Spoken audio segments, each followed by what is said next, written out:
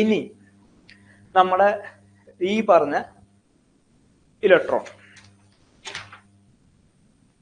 അല്ലെങ്കിൽ ഈ ഒരു പാർട്ടിക്കിൾ നമ്മൾ സെമി കണ്ടക്ടറിങ് നമ്മൾ എന്താണ് ഇംപ്യൂരിറ്റി ആഡ് ചെയ്തു എന്ന് പറഞ്ഞിട്ട്.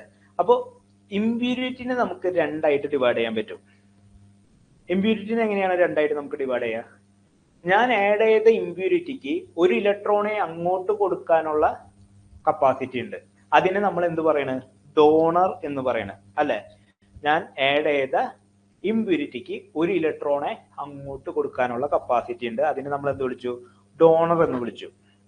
വേറൊരു ടൈപ്പ് ഇംപ്യൂരിറ്റി ഉണ്ട്. ആ ഇംപ്യൂരിറ്റിക്ക് എന്താണെന്ന് വെച്ചാല് ഒരു ഇലക്ട്രോണെ അക്സെപ്റ്റ് ചെയ്യാനുള്ള കഴിവുണ്ട്.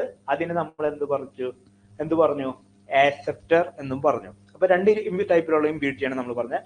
ഒന്ന് ഡോണറും മറ്റൊന്ന് ആക്സെപ്റ്ററും അല്ലെ.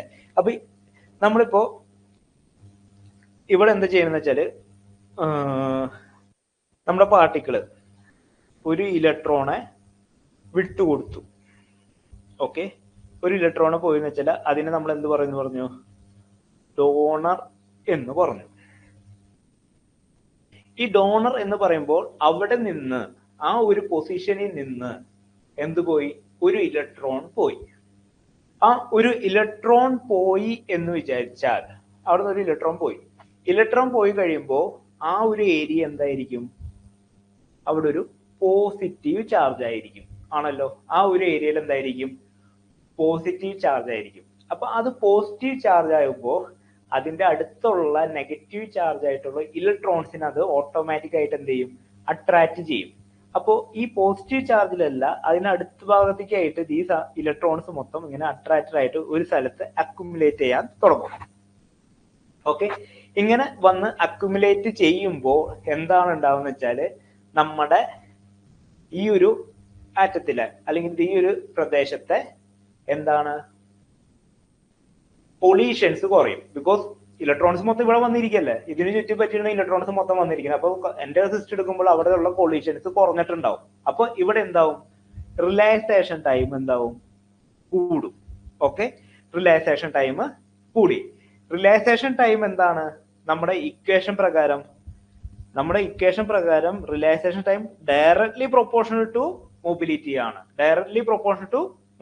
ആണ്. അപ്പൊ റിലാക്സേഷൻ ടൈം കൂടി എന്ന് വെച്ചാൽ അവിടെ എന്തുണ്ടാവും? നമ്മുടെ മൊബിലിറ്റി കൂടും. ക്ലിയർ അല്ലേ? നമ്മുടെ മൊബിലിറ്റി കൂടും. ഇതുപോലെ തന്നെയാണ് ഇതിപ്പോ നമ്മൾ ഇലക്ട്രോണിന്റെ കേസ് വെച്ച് പറഞ്ഞു വെച്ചാല്, അക്സെപ്റ്ററിന്റെ കേസ് വരുമ്പോൾ നമ്മൾ എന്ത് വെച്ച് പറയണം? ഹോൾ വെച്ച് പറയണം. ഹോൾ വെച്ച് പറയുമ്പോൾ എന്താണ്?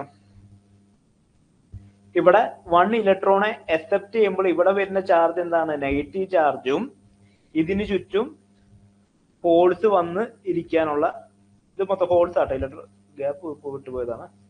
ഹോൾസ് ആണ് ഇവിടെ വന്നിരിക്കുന്നത്. അപ്പൊ ഇങ്ങനെ വന്നിരിക്കുമ്പോൾ ഹോൾസിനെ വെച്ച് നോക്കുമ്പോൾ അവിടെയുള്ള റിലാക്സേഷൻ ടൈം കൂടും. അതിനനുസരിച്ച് എന്തുണ്ടാവും? മൊബിലിറ്റി അവിടെ കൂടും. കൺസെപ്റ്റ് ക്ലിയർ അല്ലേ? അപ്പൊ ഇങ്ങനൊരു കൺസെപ്റ്റും കൂടി നമ്മൾ പറഞ്ഞു.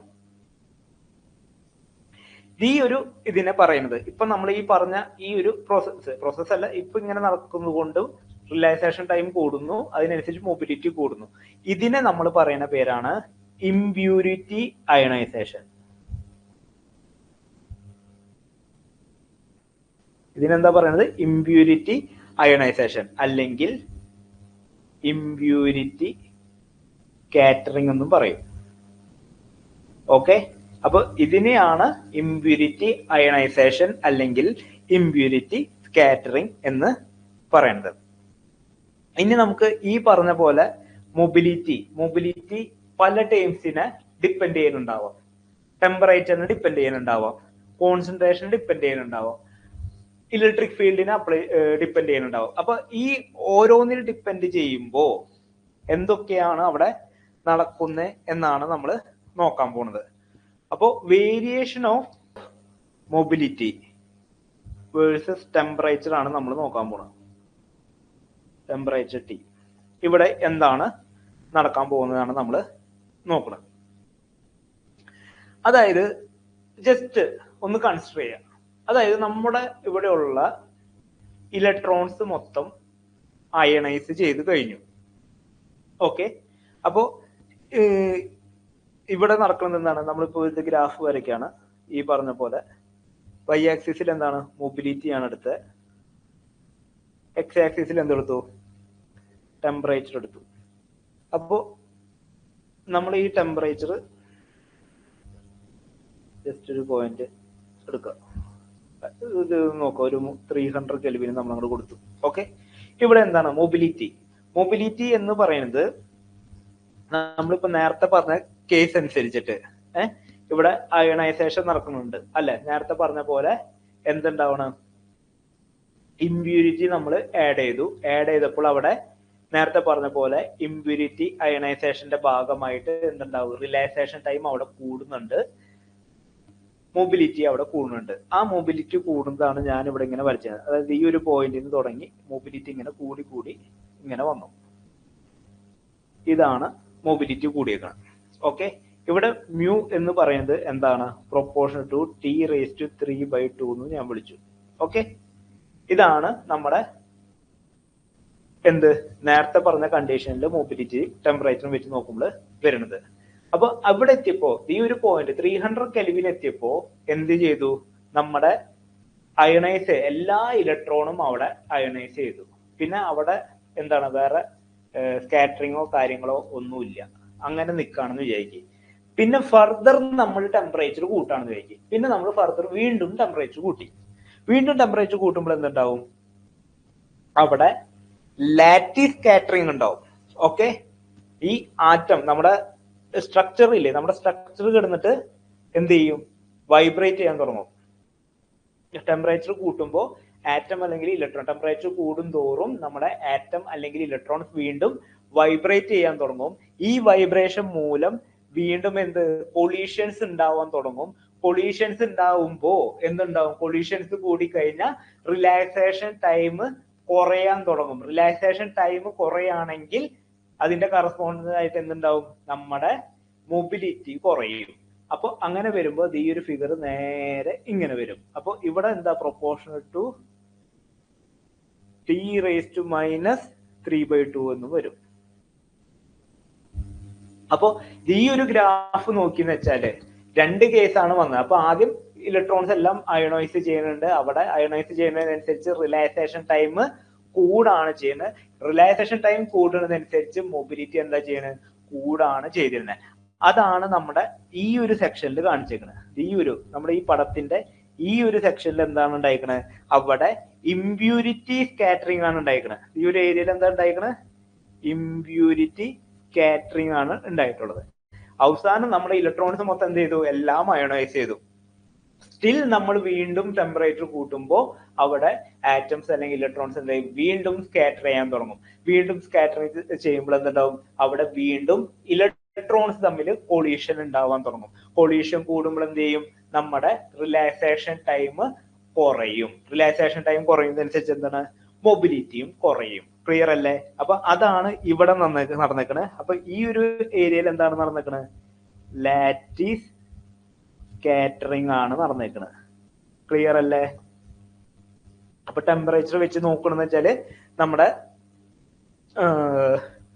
രണ്ട് കാര്യങ്ങളാണ് നമ്മളവിടെ മനസ്സിലാക്കേണ്ടത്. അതായത് ഇമ്പ്യൂരിറ്റി നമ്മൾ ആഡ് ചെയ്തു. ഇമ്പ്യൂരിറ്റി ആഡ് ചെയ്തപ്പോൾ അവിടെ ഇമ്പ്യൂരിറ്റി സ്കാറ്ററിംഗ് ഉണ്ടായിട്ടുണ്ട്. അതേപോലെ തന്നെ ടെമ്പറേച്ചർ പിന്നെ കൂട്ടുമ്പോൾ എന്തുണ്ടായി, അവിടെ ലാറ്റിസ് സ്കാറ്ററിംഗും ഉണ്ടായിട്ടുണ്ട്. കൺസെപ്റ്റ് ക്ലിയർ ആണെന്ന് വിശ്വസിക്കുന്നു. ക്ലിയർ അല്ല?